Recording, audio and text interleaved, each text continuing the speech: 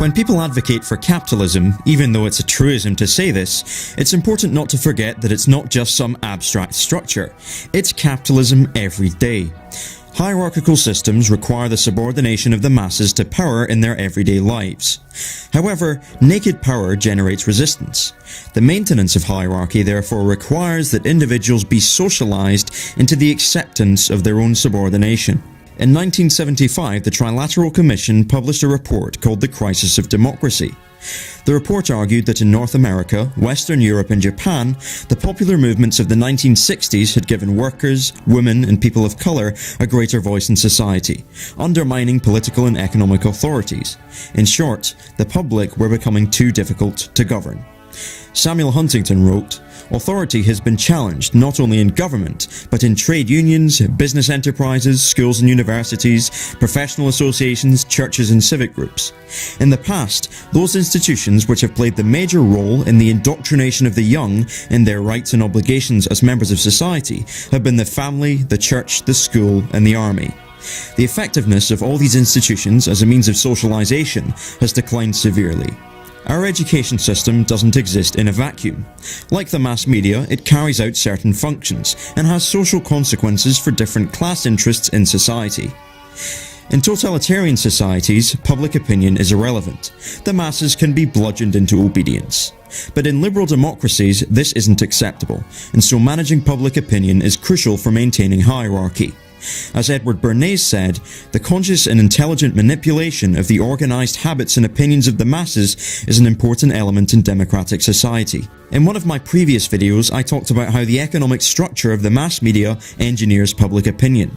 However, thought control only has an indirect effect on what people do. The mass media, although being hugely influential, have limited power in this respect. They exercise ideological control. On the other hand, the education system does what the mass media cannot do: direct behavioural control. Education is a production line.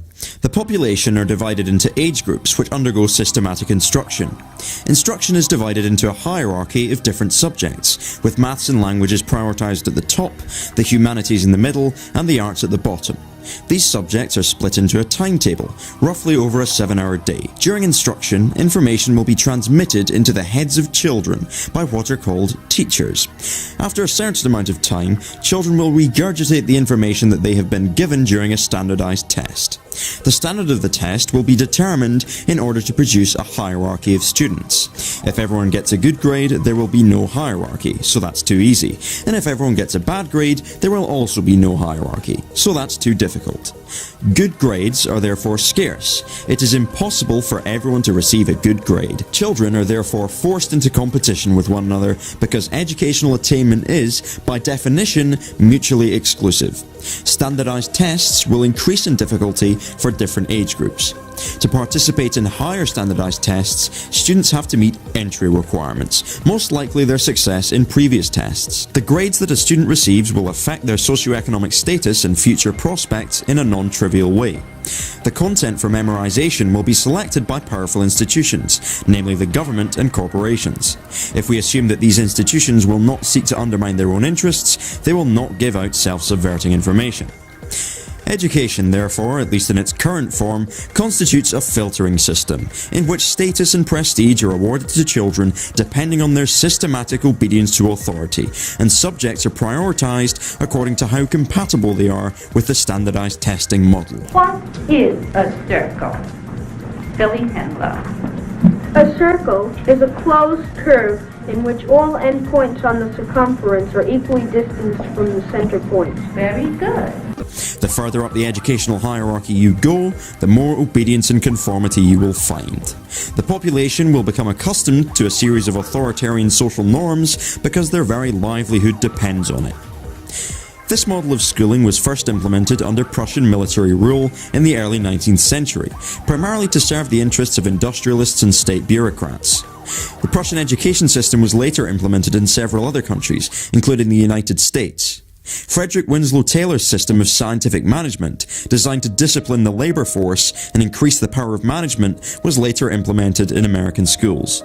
Alexander Ingalls, an advocate of the system that had developed, outlined what he thought should be the 6 basic functions of school in his book Principles of Secondary Education. Number 1. The adjustive function. Schools ought to establish fixed habits of reaction to authority in order to create obedient children that will seamlessly fit into their future social environments without causing too much of a fuss. Number 2. The integrating function. There must be a set of values and ideals that are to be universally accepted by all of the children without question, not due to any concern for egalitarian values, but in order to create as much social conformity and homogeneity as possible. Number 3. The diagnostic function.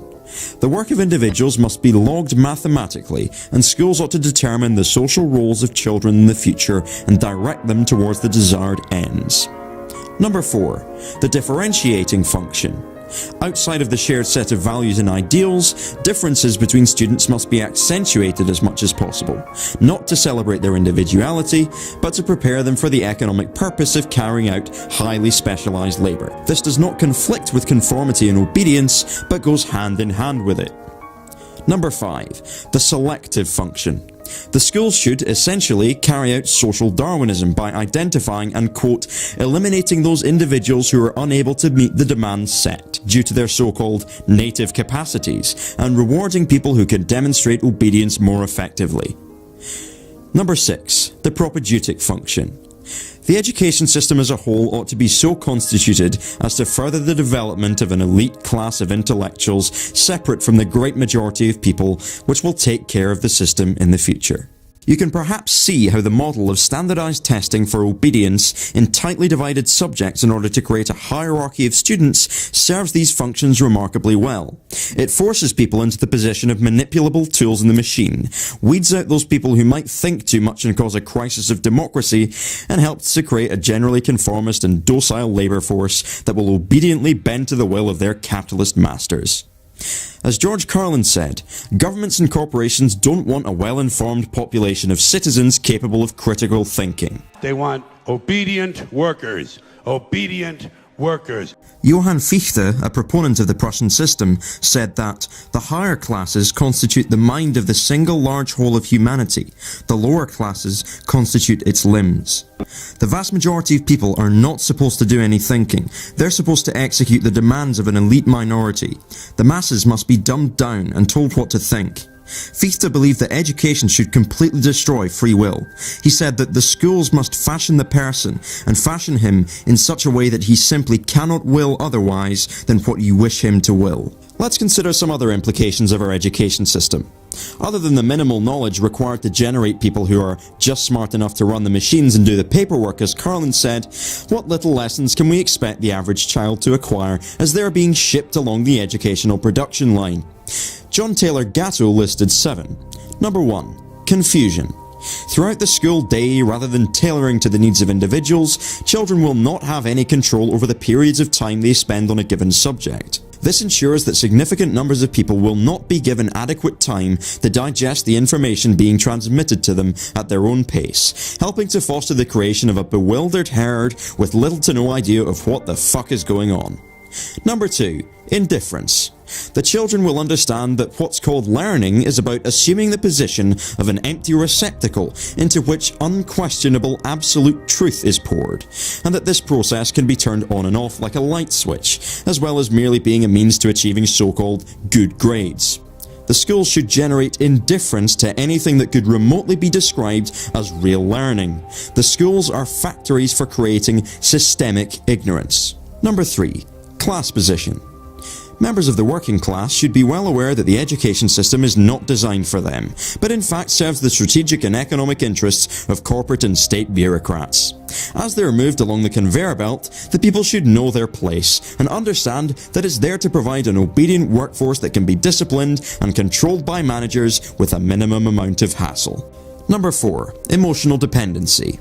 The children should become emotionally dependent on so-called positive reinforcements, a term originally coined when training lab rats, I should note, such as a pat on the head, a smile, an A+, or any other kind of reward from above. In other words, doggy biscuit bribes to make children follow instructions. The reason for this is to train and socialize the children to embrace behaviorist methods of control, techniques originally tested on animals to get children to stop doing what you don't want them to do and start doing what you do want them to do. So the bird isn't acting independently. Its behavior is shaped by controlling its environment. Number 5. Intellectual dependency. Children will be socialized to believe that authority is the ultimate source of unquestionable truth. Children are to be put into an atmosphere in which questioning authority is the worst thing you can do, even if the authority makes an incorrect statement. It's not about truth, it's about obedience, and truth is only valuable insofar as it fosters obedience. Indeed, a far better test of intellectual dependency is to get children to believe anything that an authority says, even if it's totally stupid. Number 6. Provisional self-esteem. Children will be constantly beaten over the head with the idea of so-called mutual respect. This gives the impression of a mutually beneficial situation, but in reality the idea of so-called mutual respect is basically a device used to explain to the children that they will be respected not in the Kantian sense of respecting them as human beings, but only insofar as they do what is asked of them and demonstrate obedience. Respect means that children must ask for permission to go to the toilet. It means veneration of authority and degradation of the individual. Number 7. The impossibility of hiding. Children are to be made to feel utterly powerless. Every single piece of work they produce and everything they do must be subjected to constant and systematic surveillance, examination and evaluation, while so-called progress must be logged in cumulative records. The fact that they are being watched all the time should help to make the children feel as small as possible and understand that their ultimate purpose in life is to assume the position of minuscule objects, to be placed under the absolute control of people with more power and status than them. By now it should be fairly apparent that the education system has very little at all to do with learning. It's about making children internalize authoritarian social norms and behavioral patterns and understand their position in the hierarchical society and training people to be mindless corporate slaves. It's about establishing to young children that there is a right way to do things and a wrong way to do things, and manufacturing a general culture of obedience and conformity. That's what the educational structure is for. The education system assumes this function because this is what best serves the interests of centralized concentrations of political and economic power. Any form of organization based on authoritarian institutions controlling the means of production requires the creation and maintenance of an obedient labor force that will spend their working lives taking orders from people. So why would education be structured in any other way? Education looks the way it does because the disgusting system we have requires it.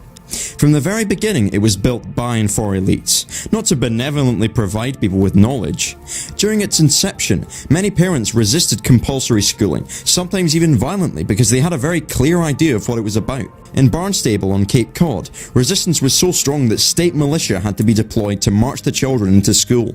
But not only is the format of education, that is, standardized testing for obedience and so on, structured for the benefit of economic elites, but for the past 30 years, the idea that education should even be provided as a public utility has come under attack, because the whole notion of pooling resources together to provide for needs is wrong, according to neoliberal doctrine. Larger numbers of people are getting into higher education over time, consequently undermining the possibility of it being reserved for a small academic elite. However, this does mean that individuals are under greater economic pressures to pursue higher education to improve their future prospects in the people market. To counteract this, further disciplinary measures are implemented in the form of tuition fee increases, massive tuition fee increases. This helps to either segregate higher education as being something reserved only for the wealthy, or, on the other hand, trap the vast majority of students into a system of perpetual debt that they will spend decades attempting to repay. People who go into higher education wanting to be artists, musicians, dancers, writers and philosophers end up finding themselves spending several years cooped up in a cubicle somewhere, toiling away and producing reports that nobody reads, dreaming about what it would be like to behave like a human being for once, although that possibility was taken care of a long time ago.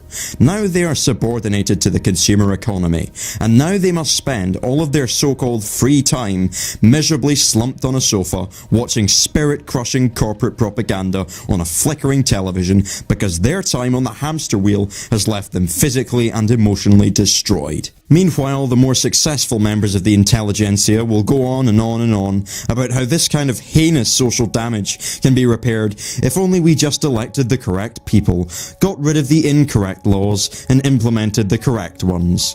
And of course, if the public ever becomes so curious and so arrogant as to never find the humility to submit to a civil rule, if they ever have the audacity, the temerity to consider running their own lives for once, if they ever dare to cause a crisis of democracy, they must be subjected to constant, unrelenting ridicule and be beaten over the head with legitimizing myths, excuses for why the imprisonment of the population must be continued.